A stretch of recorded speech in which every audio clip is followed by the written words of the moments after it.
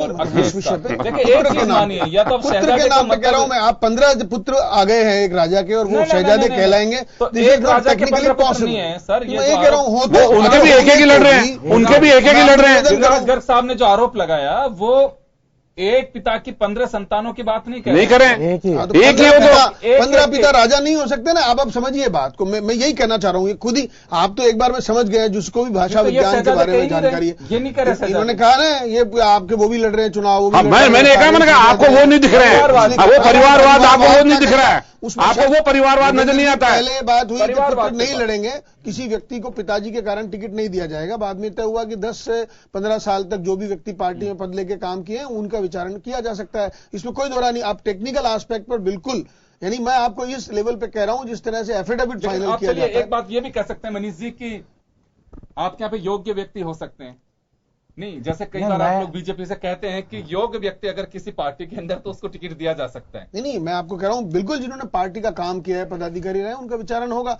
लेकिन अब आप समझ लीजिए इसका फर्क दुनिया को समझ में आता है कि बिहार में उप मुख्यमंत्री कोई है, वो पहली बार चुनाव लड़ रहे हैं, 22-25 साल के हैं, वो उप मुख्यमंत्री बन गए हैं, उनके पिताजी जेल में से लौट कर आए थे। अब हमको लगा भाई हारेंगे, ऐसे लोगों को कोई वोट नहीं देगा। एक बात, इसमें क्या बात है? देखिए मनीष जी, एक बात तो हम लोगों को माननी पड़ेगी, सरकारें आती हैं जाती हैं, पॉलिटिकल पार्टीज ने एक परंपरा बना ली है कि अगर कोई बुजुर्ग लड़ रहा है तो ये कहा जाएगा कि सब कवर में पांव लटक रहे हैं, देखो ढोए जा रहे हैं, पार्टी के कार्यकर्ता चाहते नहीं लेकिन फिर कई बार मुख्यमंत्री बन जाते हैं अपनी लोकप्रियता के कारण। उसके अलावा दूसरी बात यह है कि जब संविधान ने अधिकार दिया है वोट डालने का भी और चुनाव लड़ने का भी, और जनता जिताती है और जनता हराती है। मैं आपको क्या कह रहा हूं, जनता, ये तो हम सवाल खड़ा करते हैं। अब जैसे विधायकों का समर्थन मिल जाए उनके बेटे के क्रम पे, अगर आपका कोई मना ही नहीं है। आपका इशारा लालू यादव के पुत्र की तरफ है जी, अगर वो चाहे मनोनीत थोड़ी है वो, हाँ, वो मनोनीत नहीं है, चुनाव लड़के जीत के आया वो बना दो, वो जनता से, जनता ने तय किया है, आपने तय नहीं किया, वो जनता ने तय किया है। जनता ने उप मुख्यमंत्री तय नहीं किया। गिरिराज जी आप समझो बात, तो एक बात हो आपको, बात साबित करना कि वो पार्टी का इंटरनल मैटर है, उसमें आप क्या करोगे? उसमें किया उनका पुत्र इसलिए लिया उन्होंने समझौते में। मैं आपको ये, आप समझ रहे हो, ये चाहे मुंह से कुछ भी बोलो लेकिन ये बात तो जानते ही हो आप। जब राष्ट्रीय जनता दल लालू यादव जी अपनी उनकी पार्टी है, पार्टी में नहीं, वो उन्होंने राबड़ी को बनाया था क्योंकि सबसे योग्य महिला थी वो बिहार की, इसलिए बनाया था, तो और सारे विधायक उनके साथ थे। अब बोलेंगे तो ये कोई बात नहीं हुई। अब लालू यादव अगर आप भी समझ रहे हो इस बात को, पार्टी बना करके लेके चले गए तो सर देखिए वो अपने बूथे पे लेकर के गए, पार्टी का इंटरनल मामला उसके अंदर वोट दिया उनको। आपको मालूम है एकादशी के व्रत के दिन मिर्ची बड़ा खा के कह रहे हैं कि ये तो चलता है, हरा है, इसमें तो फल है, मिर्ची तो होती है, ये कोई बात नहीं है, कुछ भी कहते रहो आप। लेकिन एकादशी के व्रत में शाकाहार किया जाता है, उसमें अन्न नहीं किए तो इसमें हरी मिर्ची भी है, आलू भी है, दोनों शाकाहारी होते हैं। लेकिन आप बेसन लगा रहे हो, आप वो तो समझो ये मिर्ची बड़े ऐसे खाए जा रहे हैं एकादशी के भोजन के रूप में, और उसके बाद कह रहे हैं हम लोग बहुत ज्यादा। कम शब्दों में मैं आपसे एक बात चाहूंगा, ये इनकी झुंझुलाहट है, इनका पहले कह दिया है आपने, एक बात चातुर्य है ये, आप उसको झुंझुलाहट मत कहिए। मैंने बहुत दोनों उदाहरण अच्छे दिए हैं और आपको मानना पड़ेगा, संदेह नहीं है। वो आप भी दे रहे हो, आपके मोदी जी और अमित शाह जी भी दे रहे हैं, आप जेल की बात कर रहे हो, लालू यादव जी की, आपके अमित शाह जी जेल से नहीं है जिनको आपने राष्ट्रीय अध्यक्ष बना दिया, बात करो वो नहीं दिख रहे आपको। बिहार की सबसे योग्य महिला अकेली है इसलिए उनको उप मुख्यमंत्री बना, और वो शहजादी नहीं है, वो महारानी नहीं है, वो तो जनता कह रही है। कमाल हो गया, मतलब आप किसी बात का कोई मतलब तो निकले। राहुल गांधी जी के स्थान पर आपको चुनाव लड़ाया जाएगा, जीतोगे ही आप, इसमें कौन मना कर रहा है? और उसके बाद जाके कहेंगे कि साहब ये तो जनता ने चुना है इनको, ठीक है, कोई मना ही नहीं है। हमने कभी भी नहीं कहा राहुल गांधी बाहर से आए हैं, हमने कब कहा? लेकिन जब सोनिया जी के लिए ये बात चल रही थी तो आपके मुंह में मूले उग गए थे, तब आप जवाब नहीं बनता था। आपने कहा ये चुनाव लड़ी हुई है, ये पुत्र शादी होकर आई है, आपने उस समय कहा। हमने राहुल गांधी के लिए नहीं कहा कभी बाहर के हैं वो, तो भारत के हैं वो, इसमें कोई दोहराई नहीं है। लेकिन भारत के बेटे को इसलिए चुनाव में टिकट मिल जाए कि वो गांधी परिवार का, फिर वो जीत जाए और फिर वो सीधा ही उपाध्यक्ष बने और फिर प्रधानमंत्री। मैं उसी मुद्दे पर आ रहा हूं मनीष जी, एक बात मुझे बताइए कि देखो मैंने पहले भी सवाल किया आपसे, और जब प्रतिपक्ष में कांग्रेस अब है, सत्ता पक्ष में कांग्रेस थी, तब भी हमने बात की है।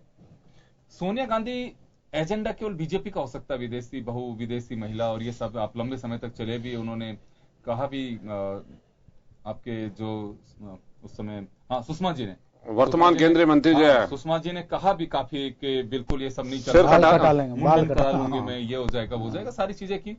लेकिन सोनिया गांधी जब से चुनाव लड़ी है लगातार सांसद बनती आ रही है, एक पार्टी की सर्वमान्य नेता है, और लगातार इतने हल्के स्तर पे कोई शब्द नहीं बोला उन्होंने, कोई आरोप नहीं लगाया, कोई आलोचना नहीं की, जबकि इन्होंने इतना स्तरहीन बयान दिए। ये विदेशी वाला इश्यू अभी भी है क्या? विदेश वाला मामला हम मान के चल रहे हैं। मैंने उदाहरण इसलिए बताया कि जो शहजादा कंसेप्ट पे बात हो रही है, तो इस कारण से, और इसलिए कि जीवन में वहां पे काम किया, ये वहां पे बहुत जन समस्याएं सुनी है और वहां लोगों की डिमांड है, वहां ये सब बातों की एक अलग चर्चा होती है। और इसी तरह से जिन लोगों को केवल स्पून फीडिंग के जरिए या चांदी की चम्मच जो लेके पैदा हुए, उनको आप ये कहें कि जनता ने इनको चुना है इसलिए, तो ये बात मैं इसलिए मिर्ची बड़ा आपको बताया कि अल्टीमेटली आप केवल अपनी बात साबित करने के लिए उन उपादानों का या उन मान्यताओं का स्थान ले रहे हैं जिनका इनसे कोई संबंध नहीं है। मनीष जी, हम जनता के समर्थन को, जनता के दिए जनादेश को खारिज कर देंगे? नहीं, कोई नहीं, कौन मना कर रहा है? मैं आपको कह रहा हूं ना, अभी भी इनको समझना पड़ेगा कि मुख्यमंत्री बनना निर्वाचन नहीं है, एमएलए बनना निर्वाचन है, वो तो मनोनयन है। कौन से अभी आप वोट पड़े हैं वहां राहुल, जब ये आप अभी मैंने बताया कि जो लालू प्रसाद जी के पुत्र हैं, अगर उनके लिए वोट पड़ते उप मुख्यमंत्री के लिए, बता दें निर्वाचन हुआ हो तो।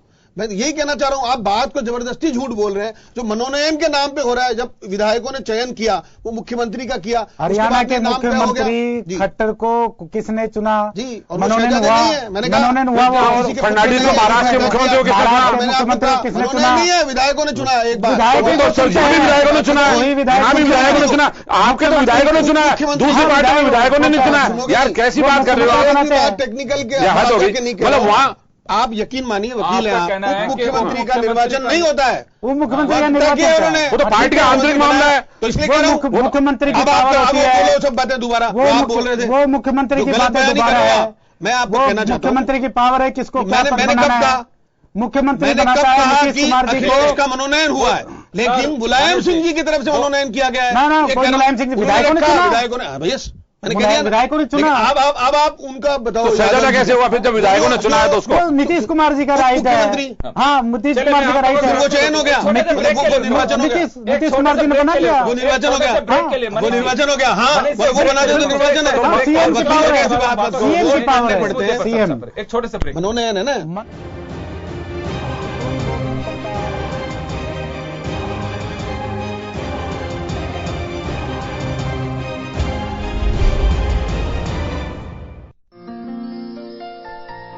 जनवरी 2017 से स्वच्छ सर्वेक्षण शुरू हो रहा है। ऐसे 500 शहरों में जिनकी आबादी 1 लाख से ज्यादा है। शहरों की रैंकिंग होगी, आधार होगा स्वच्छता। 20% नंबर होंगे इस बात के कि आपके घर से जो कचरा इकट्ठा होता है उसका निपटान कैसे होता है। बहुत से शहरों में गीले कचरे से बनती है खाद और सूखे कचरे से बिजली। आपकी म्युनिसिपैलिटी क्या करती है? अपने शहर की सफाई का जिम्मा आपका भी है। कचरे के निपटान से जुड़े 20% नंबर आपके शहर को मिलने ही चाहिए। 4 जनवरी 2017 से सर्वेक्षण का हिस्सा बनिए। कॉल कीजिए टोल फ्री नंबर 1969 पर। स्वच्छ सर्वेक्षण, एक कदम स्वच्छता की ओर।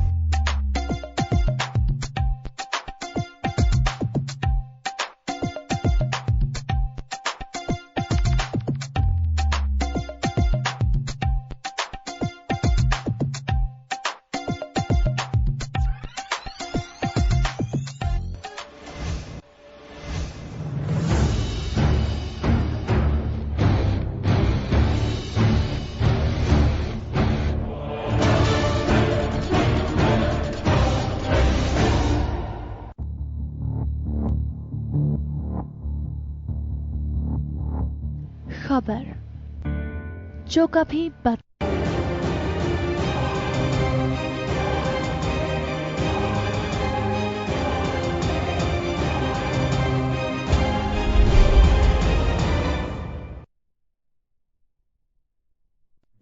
फिर आपका स्वागत है। आप देख रहे हैं खास खबर और हम चर्चा कर रहे हैं उत्तर प्रदेश विधानसभा चुनाव की, जहां अमित शाह का रोड शो और एक व्यापारी की हत्या के कारण मेरठ में उन्होंने रूट बदला, लेकिन रोड शो एक सभा में बदल गया और वहां पे उन्होंने राहुल और अखिलेश दोनों पर जमकर निशाना साधा। उन्होंने कहा कि दोनों मिलकर के उत्तर प्रदेश को लूटने के लिए आए हैं। एक ने पहले उत्तर प्रदेश को लूटा और एक ने दिल्ली को लूटा और अब एक बार फिर लूटने के लिए आ रहे हैं। चलें वापस चर्चा शुरू करते हैं। यादव साहब, मैं आपके पास में आना चाहूंगा। ये लूट खसोट ये कुछ ऐसी चीजें हैं कि मुझे लगता है कि अब जो विधानसभा चुनाव हैं पिछले कुछ साल से हम अपने एजेंडे से ज्यादा दूसरे के एजेंडे की फिक्र होती है कि वो चाहे कैसा काम कर रहा है, क्या कर रहा है, हमें हमारे अपने गिनाने से ज्यादा कोई पार्टी हो। आज अगर राहुल गांधी जी, अखिलेश जी के अगर हमें बयान सुनाऊं, वो भी कह रहे हैं कि नोटबंदी से इतना परेशान होना पड़ा देश को। मोदी जी विदेशों में घूमते हैं, सूट पहन करके घूमते हैं। अरे साहब, जनता को आप अपना बताइए कि हमें क्या करना है। आपकी हमारी बातें आपके गले उतर रही हैं कि नहीं उतर रही हैं? यही बात अमित शाह कह रहे हैं कि दोनों मिलकर के जम के लूटेंगे। आप कहिए ना, अपने मैनिफेस्टो पे चर्चा करिए। आप जिन राज्यों में काम कर रहे हैं वहां का उदाहरण दीजिए। बहुत सारी चीजें आपके पास में गिराने के लिए, लेकिन यह क्यों कहा जाता है कि दूसरे की थाली क्यों नजर आती है? देखिए योगेंद्र जी, ये बात सही है कि सारी राजनीतिक पार्टियों का एक अपना ये सिस्टम है कि दूसरे को जो भी उसकी कमियां उसको गिनाना, लेकिन ये लोकतंत्र में बहुत जरूरी है। अपनी अच्छाइयों पे बताते रहेंगे, दूसरे अपनी अच्छाइयों के साथ दूसरों की कमियां तो गिनाइए, लेकिन अपनी जुबानी जो जंग है वो शुरू यहीं से होती है कि बिल्कुल उसमें ये कमी है और एंड में भी तो भाइयों बाकी आपकी मर्जी है, उनमें ये है। अरे भाई, अपने एजेंडे पे बता दो कुछ। नहीं, दोनों चीजें हैं। अब आप योगेंद्र जी देखेंगे, यूपी में 3 FIR चुनाव डिक्लेयर होने के बाद में दर्ज हुई, और तीनों FIR किसके खिलाफ दर्ज हुई है? बीजेपी के तीनों व्यक्ति हैं। तीनों बीजेपी के व्यक्ति अब वो इस तरह का माहौल बनाना चाहते हैं कि इसमें उत्तर प्रदेश के अंदर कोई दंगे हो जाएं, कोई फसाद हो जाए, जिससे एक पूरा सा इसका माहौल बन जाए और हिंदू मुस्लिम दंगे हो जाएं। कल हम जाके ये कहें, क्यों लग रहा है आपको कि इससे बीजेपी को बेनिफिट हो जाएगा अगर दंगे हो जाएंगे तो? निश्चित रूप से बीजेपी के पास इसके अलावा कुछ है ही नहीं। तुष्टीकरण की नीति बीजेपी दूसरों को कहती है, बीजेपी के पास इसके अलावा कोई एजेंडा नहीं है आज तक का।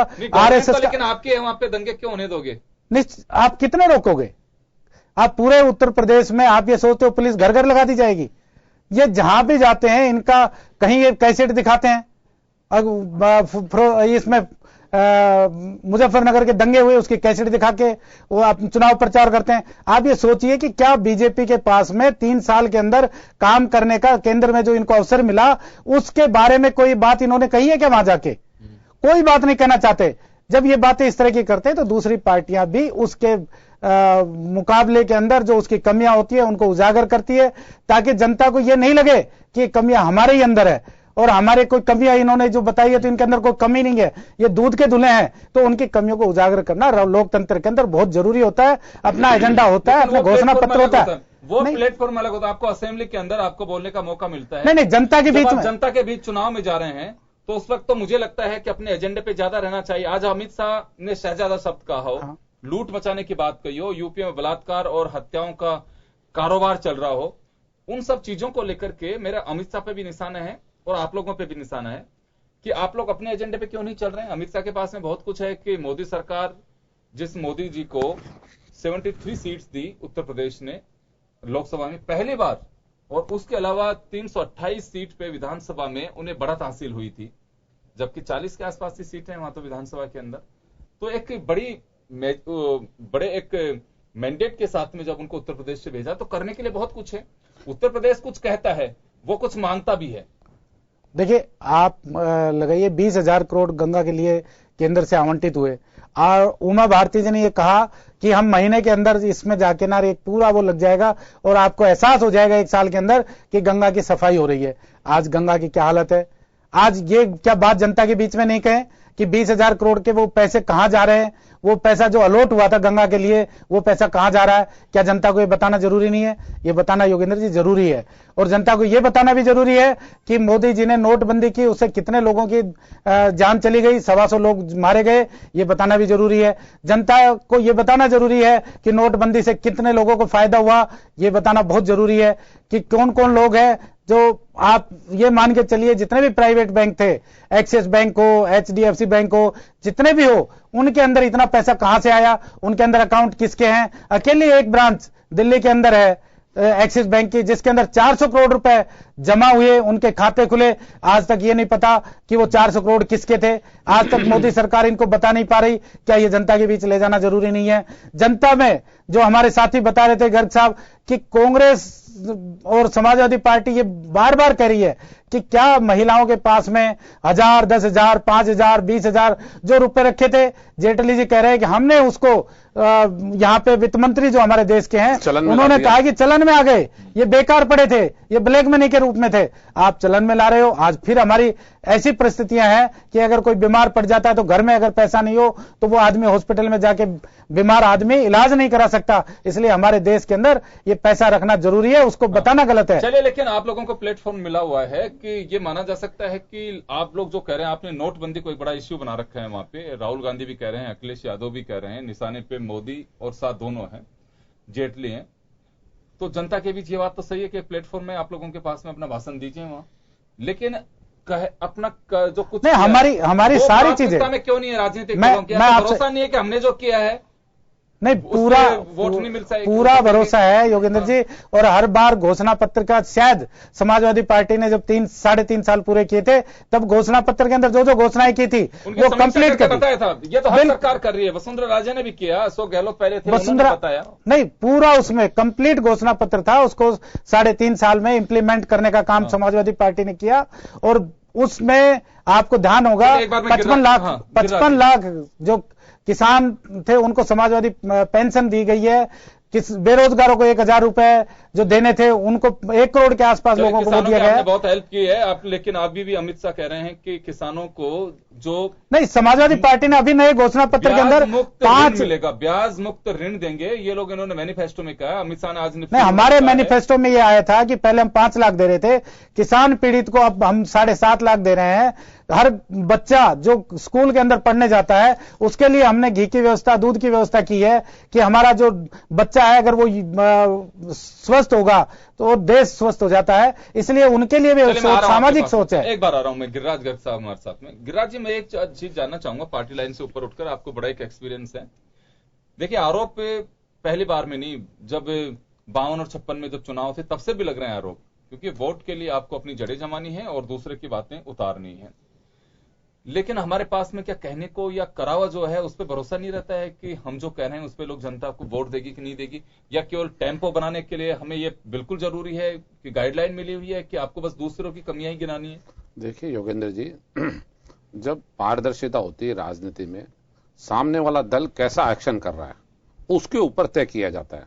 आज 3 साल के बाद केंद्र सरकार के अंदर जो प्रचंड बहुमत के साथ आई थी, उसके जब वो सरकार के नेता, प्रधानमंत्री हो चाहे इनके राष्ट्रीय अध्यक्ष हो, दूसरे नेता हो, जब वो अपने 3 साल का सबका साथ सबका विकास, नौजवानों को रोजगार, महिलाओं की सुरक्षा, किसानों की सुरक्षा, अनेकों वादे इन्होंने किए, महंगाई कम होगी, देश के अंदर आतंकवाद खत्म हो जाएगा, भ्रष्टाचार खत्म हो जाएगा, ये सब जुमले लेके ये सत्ता में आए थे। 3 साल बाद ये इनके ऊपर अगर चर्चा करते तो निश्चित रूप से अखिलेश और राहुल गांधी जी जो है वो विकास की बात करते कि हमने 5 साल में यूपी में क्या किया। लेकिन जब सामने वाली पार्टी के नेता टोटल ही झूठे उसके ऊपर आ जाएं तो उनको नग्गा करना, उनकी ना बताना स्थिति, आपकी नजर में ये बिल्कुल झूठ बोल, बिल्कुल निश्चित रूप से आप देखिए कि इन्होंने, जनता गुमराह हो सकती है। नहीं, इसीलिए हम जनता को सावचेत करने के लिए ये इनका जवाब दे रहे हैं कि ये जो बार बार जो यूपी के अंदर इन्होंने दूसरे राज्यों में ये काम किया था, वहां हमारे ना पार्टी के नेताओं ने जो इनकी असलियत सामने लाए, उसका परिणाम था कि इनकी ना 5 राज्यों के चुनाव में इनको जनता ने समर्थन नहीं दिया। और वो की वो स्थिति अब जो चुनाव हो रहे हैं, उस चुनाव में आपने देखा होगा कि इन्होंने बिहार के चुनाव में 1.25 लाख करोड़ पैकेज की घोषणा कर दी कि हम 1.25 लाख करोड़ विकास के लिए देंगे और चुनाव निपटे, आज वो जनता बिहार की पूछ रही है, मुख्यमंत्री जी पूछ रहे हैं कि वो पैसा विकास का कहां है। तो ये झूठ को ये चाहते हैं कि झूठ बोल के जनता को आश्वासन देके जनता को गुमराह करके हम सत्ता में आ जाए। लेकिन हमारा धर्म है कि इनकी जो स्थिति है, विकास करो ना आप। विकास 3 साल में, इन्होंने बिल्कुल सही कहा कि गंगा की सफाई के लिए उन्होंने कहा था कि मोदी जी ने कहा था कि ना तो मुझे किसी ने भेजा है, ना किसी ने ना मुझे कहा है, गंगा मैया ने मुझे बुलाया है और 20,000 करोड़ का पैकेज लेके आए थे। 1 साल में गंगा का सफाई का अभियान उमा भारती जी को संभाल दिया था। वो इनको आज इनको कहने के लिए नहीं है कि हमने यूपी में बनारस में गंगा की सफाई के लिए क्या किया। भ्रष्टाचार की जो बात ये कर रहे थे, 550 करोड़ की शादी रेडी बंधु इनकी सरकार थी कर्नाटक में, भ्रष्टाचार के आरोप में सरकार गई और अभी नोटबंदी के बाद 550 करोड़ की शादी हुई। इनको नहीं दिख रही है वो शादी। व्यापम घोटाला इनको नहीं दिख रहा है, छत्तीसगढ़ का चावल घोटाला इनका नहीं दिख रहा है, महाराष्ट्र में जमीन के घोटाले जो मात्र नॉमिनल रेट के ऊपर जमीनें आवंटन कर दी वो घोटाले इनको नहीं दिख रहे हैं। राजस्थान के अंदर 45,000 करोड़ का 750 खानों का घोटाला इनको नहीं दिख रहा है ये घोटाले, क्योंकि इनकी सरकारें हैं। हमारे को हमारा नहीं दिख रहा है, हमारे को तो हम खुद शीशे के महल में बैठे हुए हैं और दूसरों पे पत्थर फेंक रहे हैं। मैं वही जानना चाह रहा हूं कि क्या राजनीतिक दलों को इस बात पे भरोसा नहीं रहा कि हम जो कर रहे हैं? नहीं, पूरा भरोसा है, पूरा भरोसा है। यूपी के अंदर जनता पूरा मन बना चुकी है। 5 साल का अखिलेश का जो बिल्कुल साफ सुथरा नौजवान से आप बात करके देखिए। मैं पिछले महीने यूपी गया था, मथुरा में जाके आया हूं। मैंने वहां पूछा नौजवान से, नौजवान बिल्कुल आंख मीच के ये तय कर चुका है कि अखिलेश का शासन 5 साल का बहुत बढ़िया शासन रहा। लेकिन चूंकि भारतीय जनता पार्टी के नेता यूपी के अंदर गिनाने के लिए कोई काम नहीं है, इसलिए क्या है कि जो बरगलाने की कोशिश कर रहे हैं जनता को। आप ये दंगों की बात कर रहे थे मनीष जी, इन्हीं के पार्टी के विधायक सोम संगीत दंगों के अंदर जेल गए, वापस छूट गए और इनकी पार्टी ने सार्वजनिक अभिनंदन किया उनका। दुर्भाग्य इस देश का प्रजातंत्र का कि ऐसे व्यक्ति को फिर दोबारा चुनाव लड़ा रहे हैं। सुना मनीष जी, संगीत शो में 200 दंगे करा दिए, मतलब ठीक है। हम मैं आपको समझ रहे हूं, बताने को कुछ नहीं है। चुन चुन कर जो बातें बताई है वो सब झूठ है। और इसलिए है कि बीजेपी के हर सभा में मेक इन इंडिया की बात, सर्जिकल स्ट्राइक की बात, ये सब हुई है, गैस कनेक्शन की बात है। जो समाजवादी पार्टी वहां पर अपने समाजवादी होने का ढोंग कर रही है। जो लोहिया जी ने जो सपना देखा था कि मेरी माएँ जो जिनकी आंखों में धुआं जाता है उनको आप कम से कम ये कर दो। इंदिरा जी को उन्होंने कहा था, नेहरू जी को बात की थी, वो जो आस्पेक्ट था मोदी जी उसको अडॉप्ट करके लाए। सारे उसमें शौचालय बनवाए ताकि लोग अपने खेतों में खुले में शौच ना जाएं।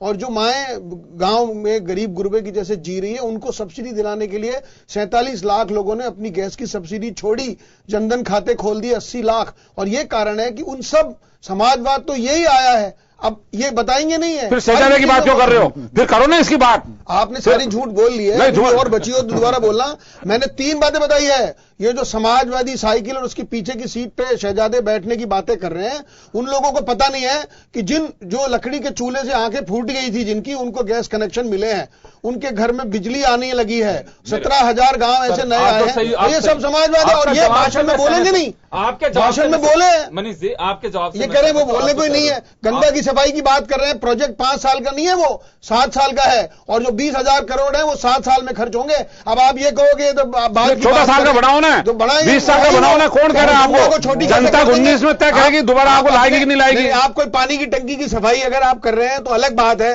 गंगा की सफाई रेगुलर प्रोसीजर में होती है, उसको किया कितना ये तो बता सकते हो। उसका भी काम है, 13% से ज्यादा काम हुआ है। उसका फंड का जो सोशल ऑडिट है वो दिए उन्होंने कि इतने पैसे अब तक खर्च हुए हैं। इसमें 3 कंपनियों ने अप्लाई किया था, ऑनलाइन टेंडर हुआ है, सारी बात हुई है। आप झूठ पे झूठ बोले जाओ किसी कमरे में बैठ के, ये कोई मानने को तैयार नहीं है। और आपको मैं इसलिए कहना चाह रहा हूं, जो एस्पेक्ट बीजेपी ने अडॉप्ट किए थे, अब सर्जिकल स्ट्राइक की चिंता नहीं करी है। जब वहां पोस्टर छप रहे थे कि बीजेपी ने कर लिया तो ये कहते थे हमने भी 13 बार कर लिया था। जब क्यों आया था? इसका मतलब ये हुआ ना, सभा में बात हुई थी। बीजेपी ने हमेशा अपनी बात बताई योगेंद्र जी। लेकिन मैं आपको इसलिए कहना चाहता हूं कि जब ये गठबंधन हो गए और समाजवाद के नाम पे इस तरह की बातें की जाने लगी और जिनका समाजवाद से दूर दूर का लेना देना नहीं, वो उस नाम को लेकर घूम रहे थे, तब ये बात आई। और इसी कारण से जब घर घर में शौचालय बन गए, घर घर में गैस आ गई, घर घर में जनधन खाते खुले, ये समाजवाद है। और यही समाजवाद बीजेपी लेके चल। जवाब आप बहुत अच्छा दे रहे हैं। मैं तो सिर्फ इतनी सी बात जानना चाह रहा हूं। मैंने यादव साहब से और गिरिराज जी से भी पूछा कि देखिए चुनाव होता है, पब्लिक के बीच में जाते हैं, आरोप प्रत्यारोप लगते रहते हैं, अपनी खूबियां भी गिनाई जाती हैं। ये पहली बार भी नहीं रहे, तो 52 से जब चल रहा है परंपरा, तब से चल रही है।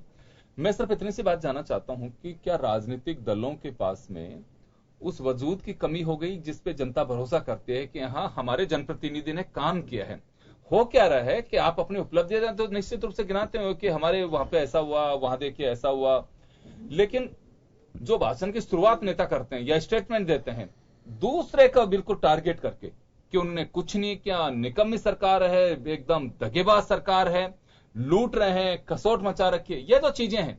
मुझे लगता है कि ये थोड़ी हमारे डेमोक्रेसी की जो ब्यूटी है उसके डिफरेंट जाती नजर आ रही है। योगेंद्र जी, जो आयोजित सभाएं होती है उनमें विषय रखे जाते हैं पॉलिटिकल पार्टी द्वारा, और पिछले साल भर से इतनी सभाएं हो रही है, सब में बीजेपी का विषय गया है। एक जो रैली है उसमें वहां पर जो तत्काल जीप पे खड़े होकर भाषण दिया जा रहा है, और ये इसमें थोड़ा समझिए बात, जो आरोप की बात, यही निवेदन कर रहा हूं जी, मैं यही तो कह रहा हूं। तो उसमें एक अपना टेम्परामेंट अलग होता है। आप समझते हैं, पुराने वरिष्ठ पत्रकार हैं, कि जो आयोजित सभाएं होती है जिनमें बाकायदा मिनट टू मिनट प्रोग्राम बनता है, 4 लोग भाषण देते हैं, 5 लोग उस पर समर्थन देते हैं, प्रस्ताव रखते हैं, वो एक अलग टेम्परामेंट होता है। रैली पर बात करने की बात, चूंकि अखबार की सुर्खियों में अगर कोई बात आई होती तो उसका जवाब दिया जाता है। और सबसे बड़ी बात यह भी है, आप इसको भी मानेंगे, कि जब इस तरह की बात की जाती है अखबार की सुर्खी में, वही, क्योंकि अमित शाह जी का जो घंटे भर का भाषण हुआ है वो पूरा तो अखबार में छपेगा नहीं, तो उसमें जो टिंगलिंग फैक्ट है जो कि अट्रैक्टिव लगता है, या जो फ्रंट फुट पे खेला हुआ शॉट नजर आता है, छक्का होता है, उसी की चर्चा होती है। बाकी किसी आदमी ने 100 रन बनाए हैं तो हाइलाइट्स में भी उन सारे शॉट्स को नहीं दिखाया जाता, 107 बॉलों को। तो ये तो हो सकता है, पर भारतीय जनता पार्टी के पास बताने के लिए इतना कुछ है जो आज तक नहीं हुआ। वो सब काम रिकॉर्ड आधार पर हो रहे हैं, तो उनको तो बता ही दिया है। सुना आपने सब? विनोद जी जी बिल्कुल अपने आधार को बता रहे हैं। हालांकि मेरा जो सवाल है उसका ठीक से जवाब नहीं आ पाया, किसी ने नहीं दिया। मैं सिर्फ ये जानना चाह रहा था आप लोगों से कि आरोप लगाइए, प्रत्यारोप लगाइए, तो लगते रहेंगे, कोई खास बात नहीं है, लेकिन गिनाने के लिए हमारे पास में या तो कॉन्फिडेंस नहीं है मतदाता के ऊपर कि वास्तव में कहीं वो नया प्रयोग नहीं कर डाले, तो हम दूसरे की जो कमियां हैं उन्हीं को उजागर करके उसी से हमारी वैतरणी पार लगाएं। होना यह चाहिए कि हम मैनिफेस्टो जारी किया है, आप जाकर के उस प्रदेश में पूछ लीजिए हमारी क्या स्थिति है, वहां के लोगों को लेकर के जाइए कि हाँ यहाँ पे ये पोजीशन है, आप भेज दीजिए। लेकिन कोई जिक्र नहीं करता इस बात का कि कहीं धोखेबाजी के शिकार हम नहीं हो जाएं। जनता तो होती है, पॉलिटिशियन को ऐसा क्या है कि अंदर से एक डर सताने लग गया है कि हमारी उपलब्धियां बहुत कम गिनाई जाती हैं और दूसरे की कमजोरियां ज्यादा गिनाई जाती हैं। देखिए योगेंद्र जी, आप बिल्कुल सही कह रहे हैं, और गिरिराज जी ने बिल्कुल पहले इस बात को रखा है, और ये बात सही है कि सामने जब जैसे सामने वाली पार्टी जिस दिन जो इश्यू उठाती है तो उसका जो दूसरे पक्ष है वो उस इश्यू को उठाएगा और उसके बारे में अपनी सफाई देगा। वो सफाई देने का एक तरीका है। अब मान लीजिए आप कह दिया, शहजादे शब्द कह दिया, शहजादे पे आज आपने डिबेट रखी, तो उसके ऊपर कोई ना कोई हमें जवाब देना पड़ेगा। तो वो समाजवादी पार्टी में कल अखिलेश जी इस शब्द के बारे में कोई ना कोई जवाब देंगे, राहुल जी इसके बारे में कोई ना कोई जवाब देंगे। जब जो सामने वाली पार्टी है अगर वो ये इश्यू उठाती है तो उसका जवाब देना पड़ता है। अगर जवाब नहीं देते हैं तो जनता ये सोचती है कि वास्तव में ये चोर है, वास्तव में इसने इस तरह का भ्रष्टाचार किया है और ये भ्रष्टाचार किया इसलिए ये बोल नहीं रहा। तो जनता के सामने वो बताना पड़ता है कि नहीं, ऐसा नहीं हुआ है, ये ऐसा कर रहे हैं। जैसा बिहार के अंदर जुमला फेंका कि 1.25 लाख करोड़ हम बोली लगाते लगाते गए। शायद देश के पहले प्रधानमंत्री है जिन्होंने बोली लगा के उस राशि को बढ़ाया। बोला कितना चाहिए? हाँ, बोला 50,000 करोड़ से शुरू करके 1.25 लाख करोड़ किया। वो बोली लगाने का जो सिस्टम था, उस बोली में लालू प्रसाद जी ने बहुत अच्छा जवाब दिया था। जो उस तरह का व्यवहार करते हैं तो उनके लिए वो व्यवहार करना पड़ता है ताकि जनता को गुमराह नहीं हो। जनता को बीजेपी से ज्यादा कोई गुमराह करने वाली पार्टी आज तक देश के अंदर नहीं हुई। चाहे वो किसी भी बहाने करो, दंगे कराएंगे, झूठ बोलेंगे, वहां ये हो गया, फिर इनके आरएसएस विंग जाएगी, वहां पे बताएगी कि नहीं वहां पे इन्होंने फला दंगा कराया है, वहां दंगा हुआ है। तो उस दंगे से बचने के लिए जनता को सावधान करना पड़ता है, उस दंगे के बारे में बताना पड़ता है कि ऐसा कुछ नहीं हुआ, समाज में समन्वय बैठा के रखे। तो ये सारी चीजें जो होती है समन्वय बैठाए रखने के लिए करना पड़ता है। राजनीति में दूसरी पार्टी का जो कमियां हैं, ये कमियां नहीं है, ये खोखले जो वादे करते हैं उनको बताना पड़ता है कि नहीं ये कुछ नहीं कर रहे और ये इनके झूठे वादे हैं जो